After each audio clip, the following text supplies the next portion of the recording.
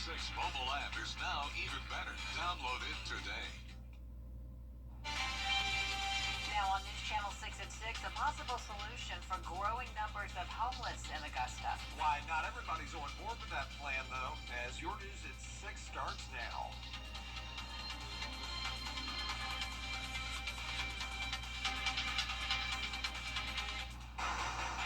Live from Television Park, this is WJBF News Channel 6 at 6.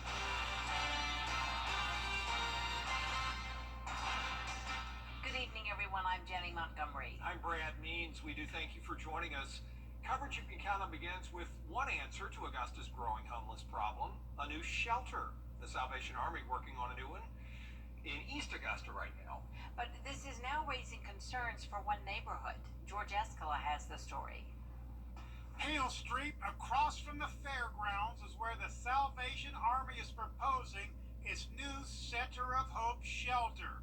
But some nearby residents don't see it as a good fit. I feel like it needs to be something more done other than putting a new homeless shelter down here. We need stores. We don't have any grocery stores down here. It's nothing. The Salvation Army's existing shelter dates back to the 70s, so a new one is in order. Commissioner Jordan Johnson is the commission's leading advocate for the homeless and represents the district where the new one is being proposed. There's room for day centers. There's room for overnight shelters. But the question will always remain, is this the best location for it?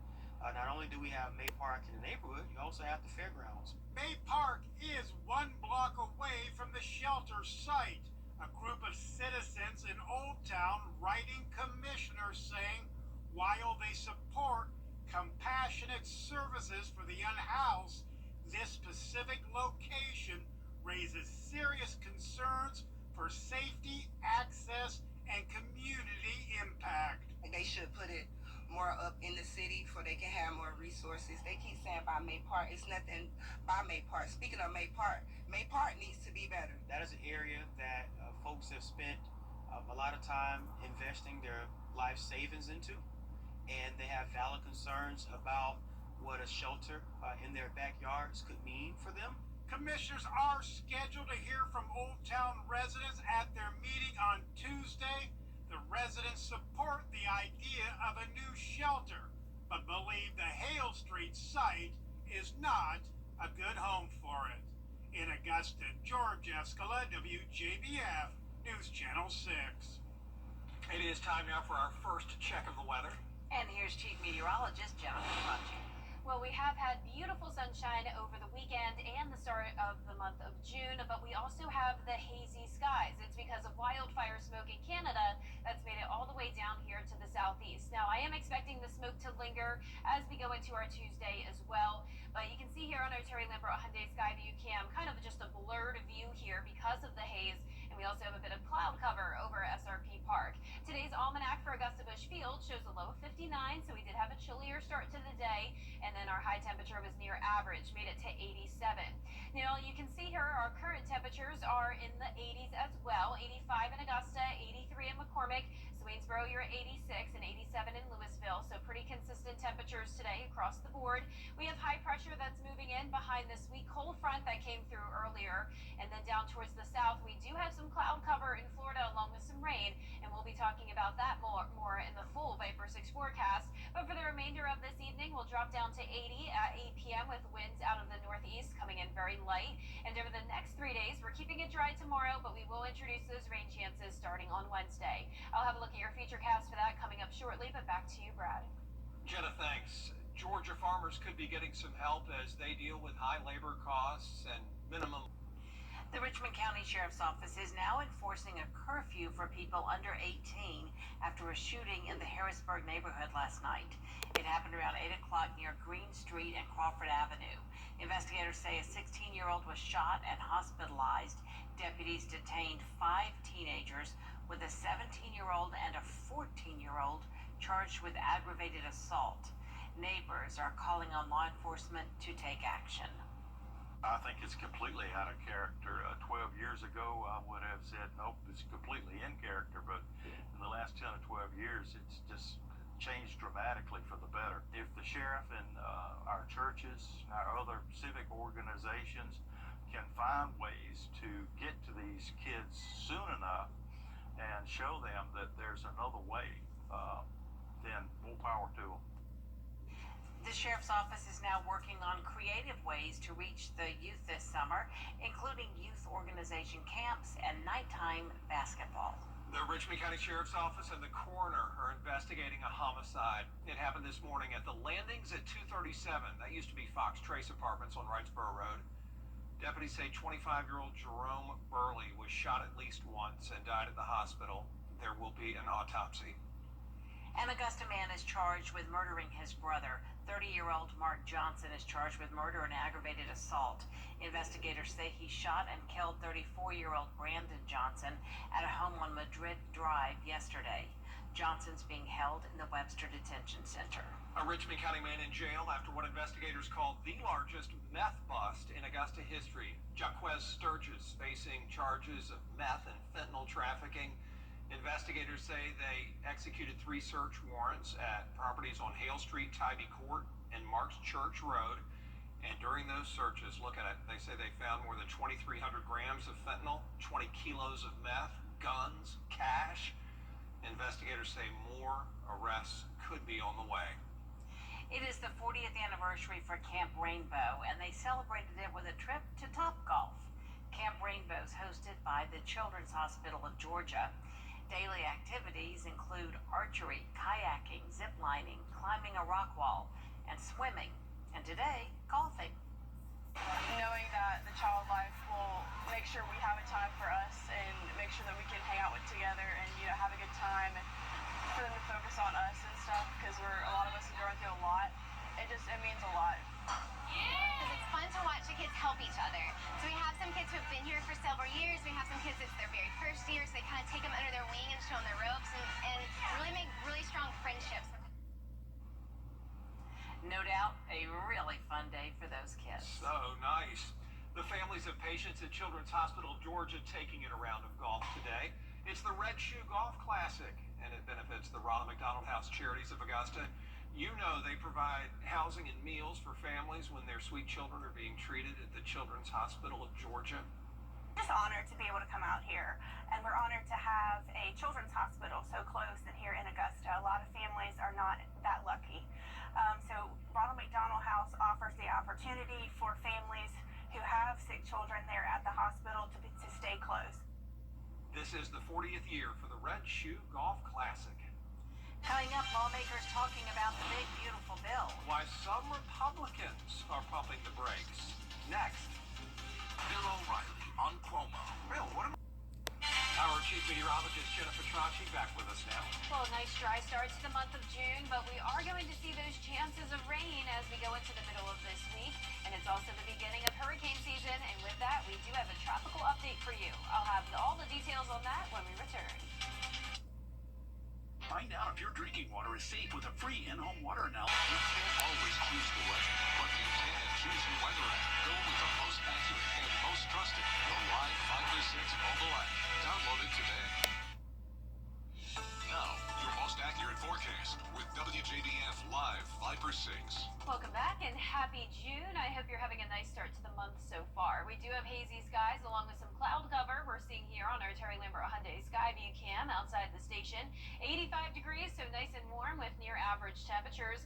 Winds are calm. Dew points are in the lower 60s, making our humidity only at around 46%. So not bad. Around the CSRA, low to middle 80s, pretty consistent across the board this evening. And you can see here on satellite and radar that we did have this weak cold front come through. Not seeing any cloud cover with it or rain chances, but high pressure is building in behind it, and that means we'll have another dry day tomorrow. But notice down in Florida, not looking so dry as we do have an area of cloudy skies and showers and storms along this trough of low pressure. This area is going to move into the Atlantic, and as it does so, it could potentially gain some tropical characteristics. Now, the chance of that is very low at just 10%, so this is nothing to panic about by any means. This is essentially just going to be a rainmaker, mostly for the coastline, but also for us as we go into the middle of the week. Very low chances on our Wednesday, and you'll see that here starting out the day dry, but you can see that circulation moving in with some showers primarily possible in our southeastern counties. The heavier rain will definitely be around the South Carolina coastline. This is Thursday afternoon. at the most, I'd say this could maybe become a weak tropical depression, but there's a good chance that this just stays as a non-tropical low, bringing those rain chances to the coast. On Friday, we'll start the day out pretty dry, but then more rain chances in the evening, as we'll still have a lot of moisture around from that low out in the Atlantic. Then notice up towards the north and west, we do have this front, and that'll eventually move into the area over the weekend, increasing our rain chances. Now, I know with talks about tropics, we get concerned about the winds. That's our main concern with what we went through last year. So I do want to show you our wind gust potential map, as things are really not looking that bad. At the most, we'll have a light breeze as we go into Wednesday, gusts up to around 25, maybe 30 miles per hour, but even the South Carolina coastline really not showing any high winds with this system, at least as of now. So the rain chance for Wednesday just at 20% for us, higher chances Thursday, and then especially as we get into Sunday and Monday of next week. But even with all those rain chances, we're still only talking around 1.5 to 2.5 inches of rain. The rain and the cloud cover will keep our temperatures slightly on the cooler side, which is good news, as we'll be able to dodge that summertime heat, at least for now. We'll be at 89 tomorrow and then 89 again on our Saturday. So you can see 89 by around 5 p.m. tomorrow, starting out our day in the low to middle 60s, and we will have mostly sunny skies. So our low temperatures will be above average tonight, and our highs tomorrow will be in the upper 80s for the most part. Our 10-day forecast is showing the rain chances starting on Wednesday, and those rain chances are sticking around all the way through the following Wednesday, and our temperatures are going to be staying pretty consistent in the mid to upper 80s, lows in the 60s. Now, congratulations to today's umbrella winner. That is Lee Pope from Hepzibah, Georgia. Lee, you can pick up your Viper 6 umbrella here at the station and sign up to win yours on WJBF.com. All right, thank you, Jenna. Coming up, more coaching changes in high school football. Hear from the new Westside offensive coordinator on how it feels to return to the gridiron in sports. At the Dennis Law Firm.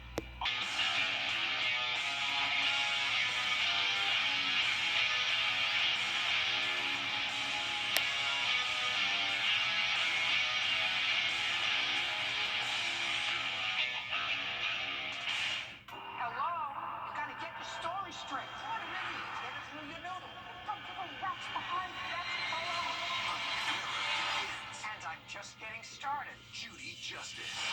Weekdays at 3 on News Channel 6.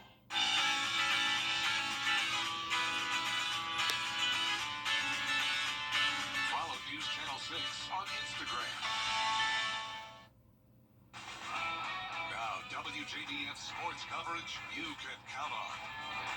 Well, football season just a couple of months away, and many teams around the CSRA have new faces on their coaching staff, including Westside head coach Cedric Mason and a familiar face at offensive coordinator. 1, 2, 3, go. Man, it feels good to get back out. I've been involved with football since I was 6 years old. So last year was the first time in over 30 years that I hadn't been on the field during the season. So it was a little bit difficult for me, not being around the game that I love. Former Midland Valley coach Earl Chapman is one of 13 coaches on head man Cedric Mason's new staff. Of course, many remember Chapman's story. He was facing a domestic violence charge after being arrested last July. And even though that charge was dropped, Chapman's record was cleared. He was not able to return to his post as Midland Valley's head coach, despite much success. It went from being great to pretty bad. That's what it felt like to me anyway. But it was a struggle. It was embarrassing, to have your character questioned, to have to deal with things and not necessarily be able to defend yourself. But now he's Westside's offensive coordinator. It's a fresh start for both the Patriots and Chapman, who says he's excited to return to a sense of normalcy with the game he's loved since he was a child. Being back out here now, being with a great group of young guys that want to work, want to get better, it just feels good to be able to do what I love again. And the coach has some wisdom to pass along to anyone in a public-facing position who finds themselves fighting for their reputation. Reminding yourself of the things that you've done, the people that you've impacted in a positive way, and the things that you're going to continue to do going forward. Now over to esports. ARC's Musketeer Strike is heading to the National Plavius Cup Championship. The ARC squad took down San Marcos High School out of California 3-2, in a best-of-5 semifinal in Street Fighter 6. The team is comprised of 3 players. They will face off against the Science Academy of South Texas on Wednesday. The winner gets $4,500 in scholarship money, while the second-place winner gets $3,000.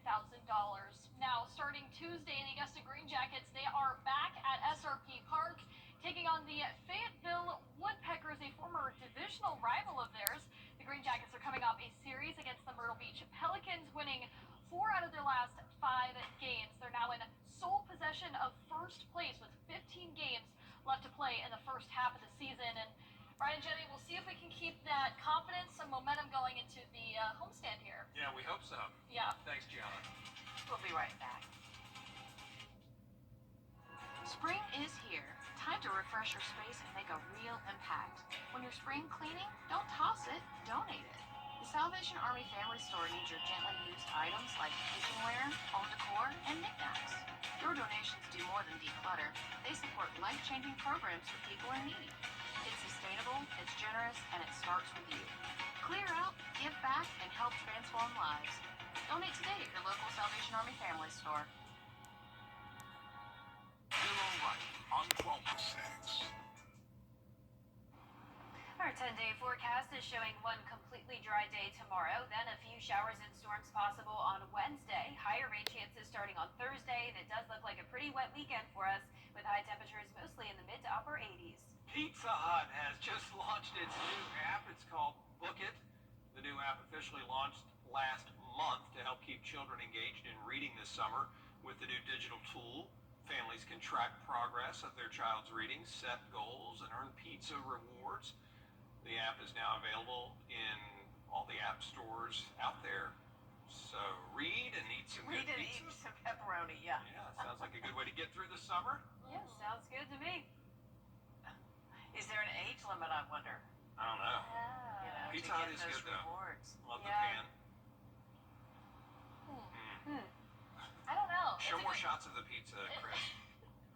It's a good incentive, though. I mean, you read and you get pizza. So I remember that growing up, there were some reading incentives, like at the library, you would Sure. read and you would Of get like course, In-N-Out yeah. burger. That's a huge thing on the West Coast. Yeah, my school would give pizza parties for like high AR points. Okay. Yeah. The AR reading. Yeah. Good times, no questions. That is our report for now. We're back at 7 after World News Tonight. And then we'll see you again for News Channel 6 at 11. Have a great evening. Good night.